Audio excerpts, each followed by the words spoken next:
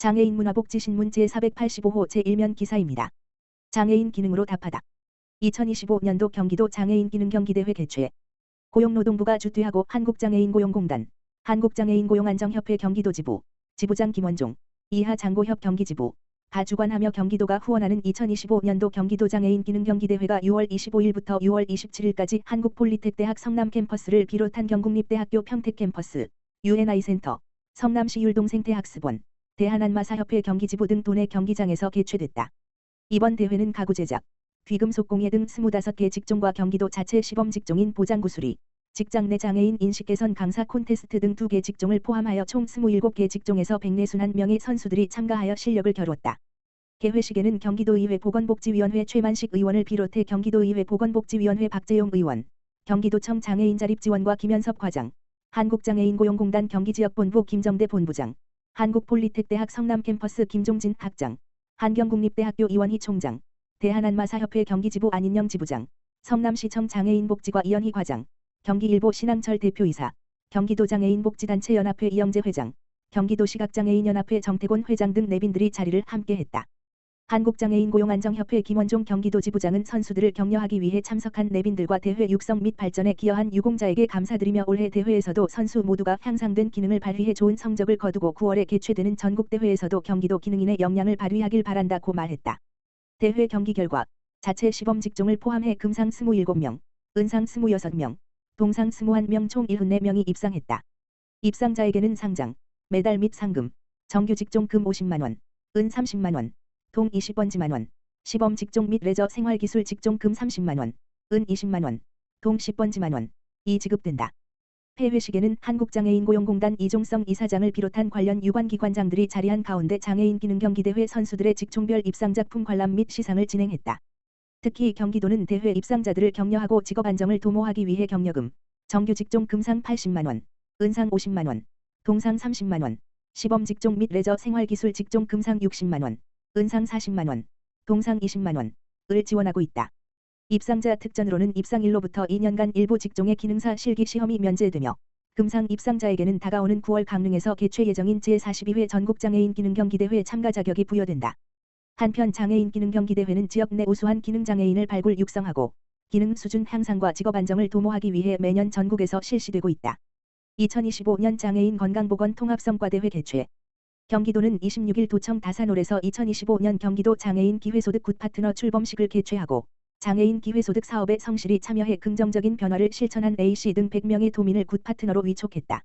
굿파트너는 장애인 기회소득 참여를 통해 변화된 일상을 경험하며 그 경험을 바탕으로 지역사회에 선한 영향력을 확산하는 기회소득 참여자로 구성됐다. 이번에 위촉된 100명은 공개 모집을 통해 선정됐으며 앞으로 장애인 기회소득 앱 소통광장을 통한 격려 글 남기기, 우리 동네 운동하기 좋은 장소 소개, 일상 공유 등의 활동을 이어갈 예정이다. 출범식은 아인스바움 오케스트라 축하 공연 마술사 박현우의 공연 굿파트너 위촉장 수여 기념 촬영 우수 참여자의 활동 사례 발표 등의 순서로 진행됐다. 청각장애인을 위해 촉각을 통해 소리를 느낄 수 있는 촉각 수트도 현장에 마련됐다. 장애인 기회소득은 스마트워치를 활용한 건강 및 사회활동을 인증하면 월 10만 원을 지급하는 경기도 대표 장애인 복지정책이다. 2023년 시행해 현재까지 누적 참여자 수는 2만 7천여 명에 이르고 있다.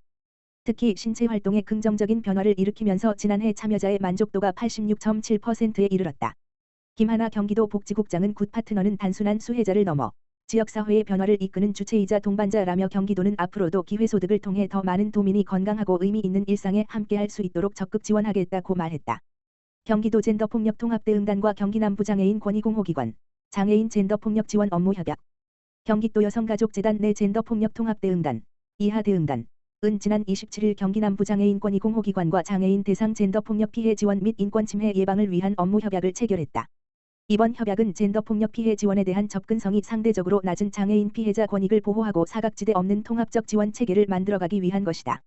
대응단은 작년 4월 출범 이후 젠더폭력 피해자 지원을 확대하고 피해 지원 사각지대를 줄이기 위해 의료 법률 및 외국인 등 다양한 유관기관과 업무 협약을 체결하고 사업에 공조하고 있다.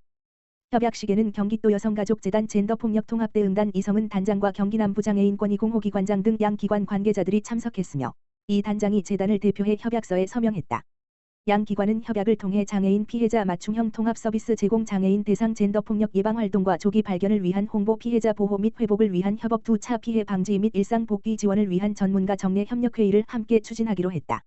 이성은 대응단장은 장애인들은 정보 접근과 의사소통, 피해 인식에 대해 취약해 젠더폭력에 더 노출되기 쉽다며 이번 협약을 통해 장애인 피해자들에 대한 신속하고 전문적인 지원 환경을 만들어가는 데 최선을 다하겠다고 밝혔다. 한편 경기 남부장애인권익공호기관은 지역 내 장애인 학대차별 신고 접수 및 현장 조사 등 장애인 지원 및 인권침해 예방을 위해 설치된 장애인 학대차별 대응 전문기관이다. 경기도 남양주에서 장애인 직업재활시설 종사자 어울림 한마당 개최. 경기도는 1일 남양주 체육문화센터에서 2025 장애인 직업재활시설 종사자 어울림 한마당을 개최했다. 이번 행사는 올해 12번째로 현장 종사자의 노고를 격려하고 우수 종사자를 표창하며 자긍심을 높이기 위해 추진했다. 이날 행사는 도 관계자와 남양주시의회 복지환경위원회 의원, 도내 시설 종사자 등 500여 명이 참여해 소통했다. 행사는 1, 2부로 나눠 진행했으며 일부 기념식에서는 장애인 직업재활 증진을 위해 힘쓴 유공자에 대한 경기도지사 및 도의회 의장 표창을 수여했고 2부에서는 종사자 간의 어울림 한마당으로 화합의 시간을 가졌다. 경기도 관계자는 장애인 누구나 자신의 삶과 일자리를 선택하고 자유롭게 사회에 참여하는 환경을 만들기 위해 최선을 다하고 현장의 목소리에 더욱 귀 기울이며 시설 종사자의 처우 개선을 위해 더욱 노력하겠다고 말했다.